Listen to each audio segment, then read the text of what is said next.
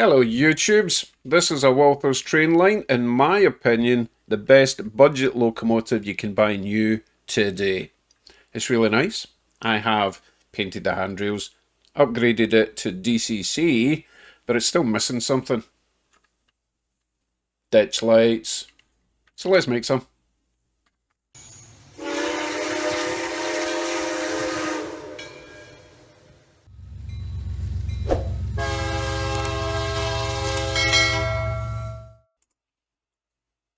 I want to install my ditch lights on the platform there and there, and the same on the back.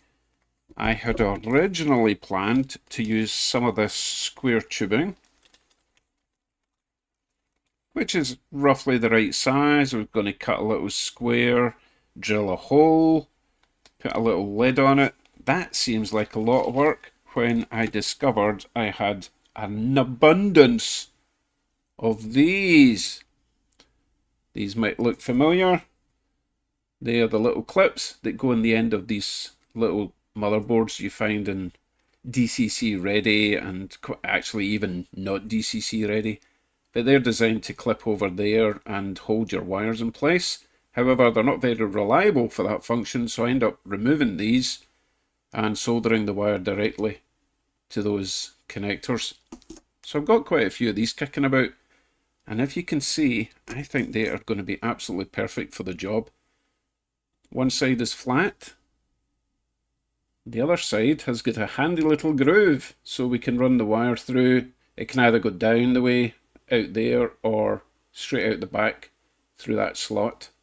So all we need to do, drill a tiny little hole in that side, use some of our fibre optic cable, probably 0.75mm is what I'll be using, make a little bulbous end, push that through there, and then we can fit our micro LED up the back. So that's the plan. So let me show you what else we'll be using. You're going to need some of this stuff. A couple of these, but we're going to need 4 if we want to do the back as well. I don't need that anymore. 2 of them. Micro LEDs. I am going to be going with the warm white. Not the warm white. I'm going to be going with the bright white because I've got bright white in that. It would look, I don't know, it might look nice, but they're going to be considerably dimmer if I use warm white in the ditch lights, and I kind of want them all matching. So that's the plan. Fibre optic, micro LEDs, 4 of them. Don't worry, I've got tons of these things lying about. 4 of them. 4 of them. Is there anything else I need? Battery to check your micro LEDs. A Dremel with a smaller drill bit than that. That's way too big. Heat shrink tubing. I think that's all we need. So let us begin. Let's remove our body and see where we're going to route the wires. If you're lucky, you can get them straight down the platform there, but as you see, that kind of overhangs, so I don't know if we're going to be able to route it down the way, so it might have to drill a tiny little hole through the body there so that it goes from there straight back and into the body there. But let's find out. Let's have a wee look inside. We've got, we need to remove our coupler boxes front and back, and then we've got 4 screws holding it on.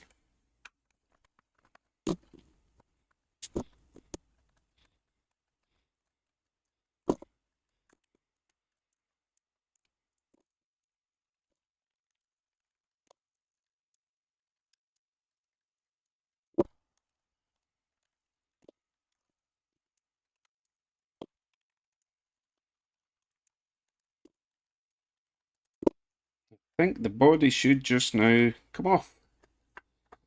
Now I do have a light wired up to the front already, so we do have this wire here. Okay, that's fine. What I do need to do is make sure I've not cut the wires on the decoder too short, because I'm going to need, well, I was going to say I need the purple and the green, but since this is Canada, our ditch lights will not need to flash, so we can wire them up together just to come on with with one wire.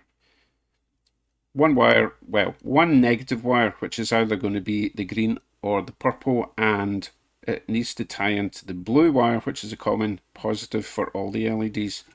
So I do need to create a little junction there, because the blue wire already powers the front light. Oh, I don't actually have a rear light in this, so I guess I'm installing a rear light as well while we're at it.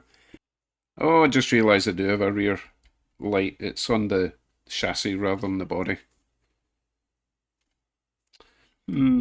Yeah, I couldn't really do the same for the front light because it's way up there. If it had been on the nose, I could have made a wee platform.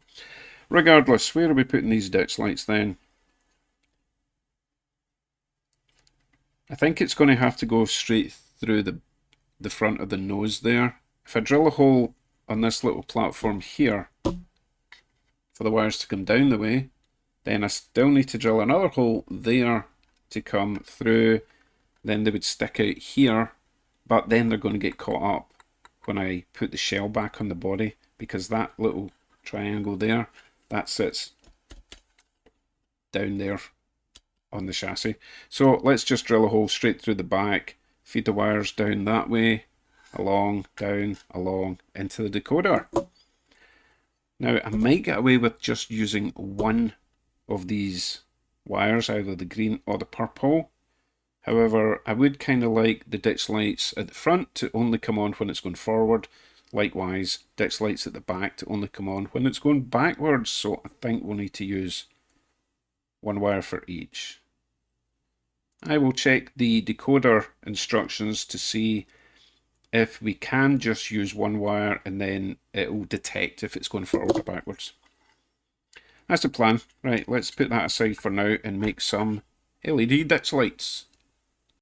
Step 1 then, need to drill holes in the front of our little light boxes. So that's the little slot at the back. Make sure there's got a gap at the bottom for the wire to come out. And try not to stab your finger with a drill. Right in the middle.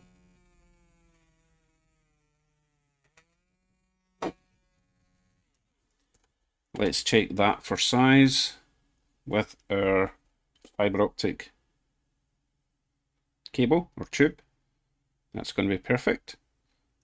So as you can see, that goes all the way through to the back. Obviously we're not needing all of that.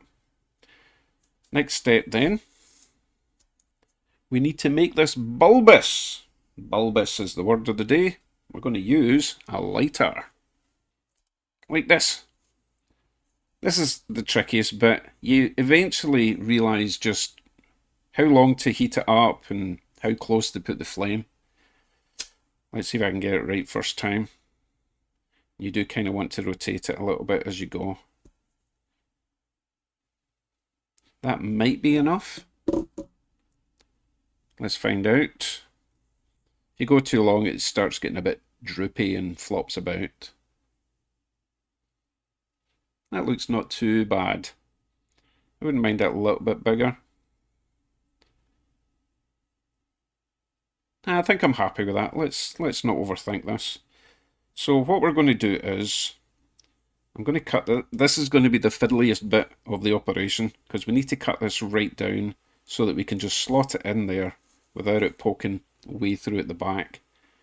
So we're only talking, we need a couple of mil, to be honest.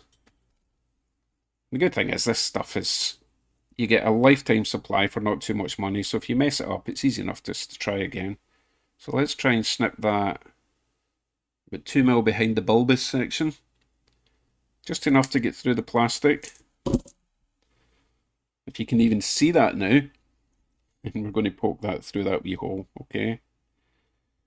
Easier said than done. Especially when I try to show you it on camera. So that's going to go through.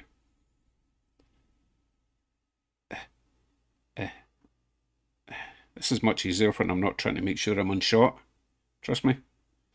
Well, easier is a relative term. And I dropped it. Oh, my goodness, I actually found it again. Might be easier with tweezers instead of big fat sausage fingers here.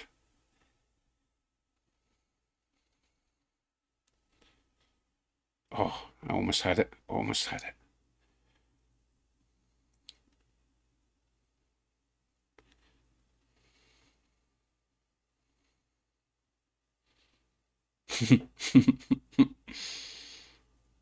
Oh, I tell you what I could do.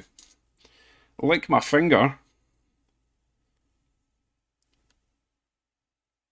put the bulbous end on the sticky bit of my finger, and then feed it through the hole.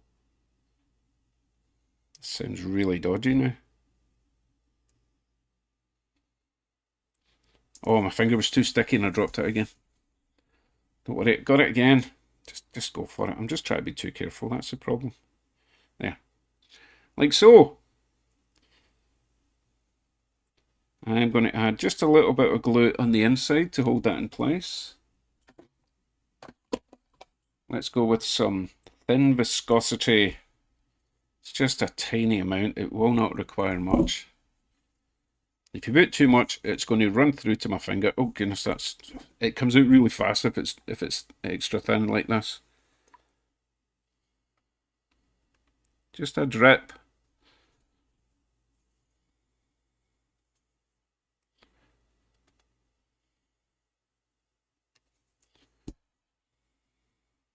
Oh yeah, as expect. Oh yeah, stuck to my finger. Oh, tweezers. Okay, it's definitely in.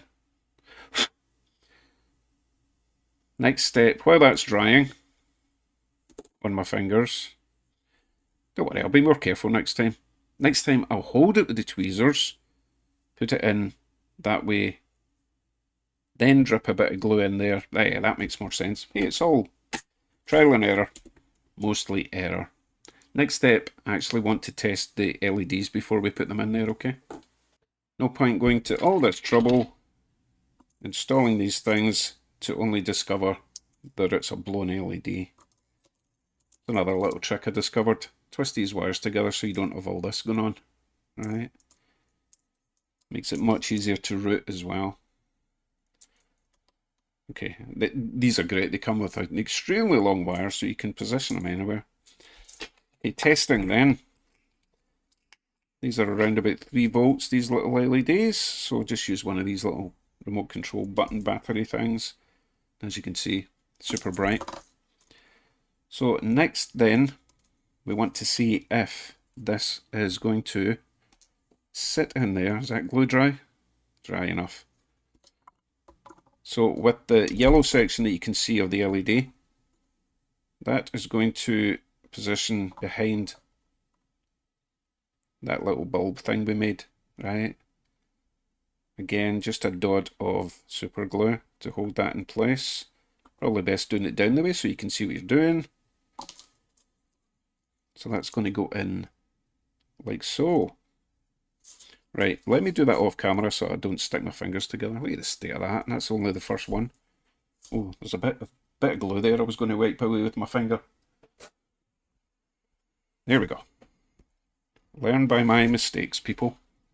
Let me stick this in. Okay, that is now glued in. I did actually use some of this stuff, which makes perfect sense. Once it's in positions, give it a quick blast with that stuff, and that keeps it nice and solid. Right, let's see what it looks like with a battery now, shall we?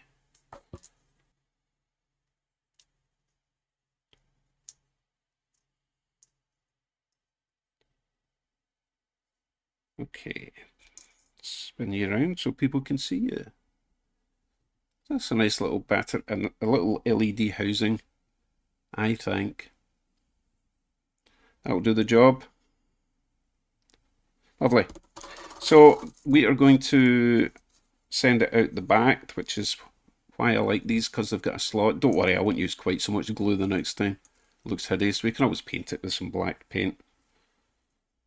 Or a Sharpie. Anyway, that's going to come out the back like that.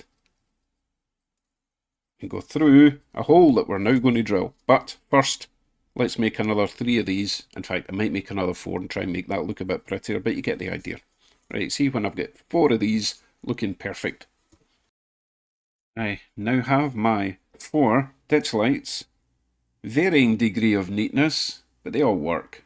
They'll be fine when they're stuck in the front of the loco lighting up. Can always touch that one up with some black paint. Okay, here's the scary bit. Let's drill some holes in the front of the loco and the back. I have established that I want my ditch light to go there and there. If I drill directly through there, then the hole should appear just to the right hand side of that there. I think. Let's give it a shot.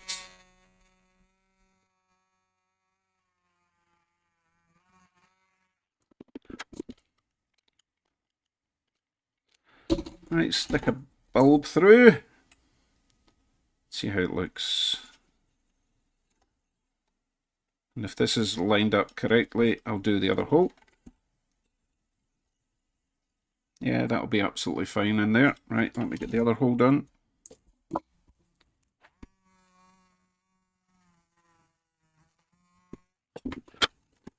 Right, we shall get 2 of our ditch lights fed through there. And then we will glue them in place also.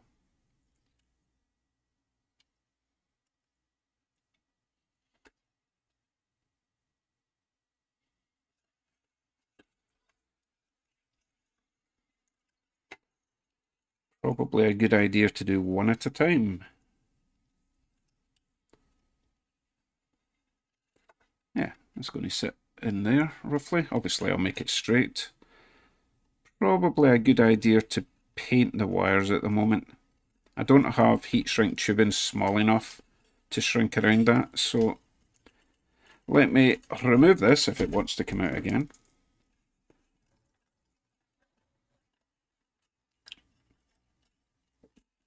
It's quite happy in there. Oh, don't make me leave. Come on, don't be a pain. So, I will paint the wires just black, just like that much, so they're not too obvious. Do the same with the other one. Feed them through, glue them in place. Let you see how that turns out. You do not want to see me doing that. It could be sweary. Well, that's my little ditch lights in place. Wires aren't too obvious. And I was going to be lazy and not do the back, but I decided it would be worth the effort. So the backs are in as well. I think they look pretty good. Not wired them up yet though, so need to tackle that. Here's all our lovely wires. Let me explain how this all goes together then. We have 4 LEDs. That's 4 pairs of wires. Each LED has a positive and a negative. We have 3 wires on the decoder. We're going to attach those 8 wires to. What we do then, we connect all the positives from all the LEDs, that's the red ones, to the one positive of the decoder, which is the blue wire. Now I know that's going to instantly confuse you because I've got a red and a blue wire on each of these LEDs. See that? However, the blue in the LEDs, for some bizarre reason, is the negative. I don't know why they don't just make them black, but hey, here we are. So I must remember to connect all the red wires from all the LEDs together and then attach them to that blue common positive on the decoder. That leaves us with 4 negative wires. The front 2 negative wires from the 2 ditch lights, which I believe is this one and this one, we'll attach them both together. And we will attach those 2 negative wires from the LED to the green wire, which is the negative trigger, I like to call it, from the decoder. That leaves us with 2 negative wires from the rear bulb. They get joined together and they will attach to the purple negative trigger of the decoder. Easy peasy. Now the reason that I am joining the 2 fronts together and the two rears together is we don't need these lights to flash. Ditch lights in Canadian trains don't flash, so that's going to save us a bit of hassle. Otherwise, it would be a bit more complicated and messy. Right, let me get them all together. I need to get my soldering iron nice and hot, get lots of heat shrink together and see how tidy we can do this. Spoiler alert, it won't be tidy. Oh, one more thing. Must not forget this. Because I'm using micro LEDs, I need to add a resistor. I'm going to add a 1000 ohm resistor to all of the positive wires. So all the red wires that are getting joined together from front and back LEDs will have a 1000 ohm resistor, then it'll connect to the blue wire. The headlight front and back, they already have built-in resistors. So I am not putting the resistor in line between the decoder and the front or rear bulb. I'm going to cut the blue and take a feed off of it and then add the resistor and then to the new LEDs. Okay, just in case you were concerned. My wiring is now complete.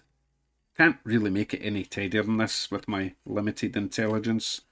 I think everything is where it should be, and I did remember to add my 1000 ohm resistor in line to all the positive LEDs, or the positive side of the LEDs. Don't see a problem getting this back on. I've not created any more mass other than some skinny wires, but you never know. Let's go for it. Make sure we're not pinching anything. We do have some glue string. Hot glue. And looks good. Let me screw it all together. See you in a wee sec. There we go. I even put on the couplers. I am that confident. I don't think that looks too bad. And don't start shouting at me saying, oh, the ditch lights are supposed to be white or yellow or whatever. They're black and they're just going to have to live with that. So far so good. Hope it works. Let's get to the trick. Find out. Now, I might have to do a bit of CV adjustment to get the ditch lights to work. You never know, we might get lucky. Let's find out. Headlight is on. So hopefully when I press button 1, ditch light should come on. Go for it. Go! Oh yes. Ooh, I noticed the headlight went off. Hope I didn't blow it. No, headlight's back on. One on and off. Now, obviously when I change direction, the ditch lights are going to stay on. I am interested to see if the ditch lights are going to work at the back. Let's move around there and find out. I'll switch these ones off for now. So the rear ditch lights should be function number 2 and go. Aha. Yeah, I've had this problem before with these decoders. I just have to go into the remapping of the CVs to change it to function number 3. What I'm doing here is if I hold down function 2, the lights stay on, but if I let go, they go off. Don't worry, I will get that sorted. Main thing is, it's working. And also, it looks great, I think. Great success! Let me take care of the CV remapping. We'll get the rear ditch lights working, and I'll also change the CVs so that the ditch lights only come on when it's going forward at the front and on the back when it's going in reverse. Okay, anyway, enough of that. Parade lap time. Bye for now.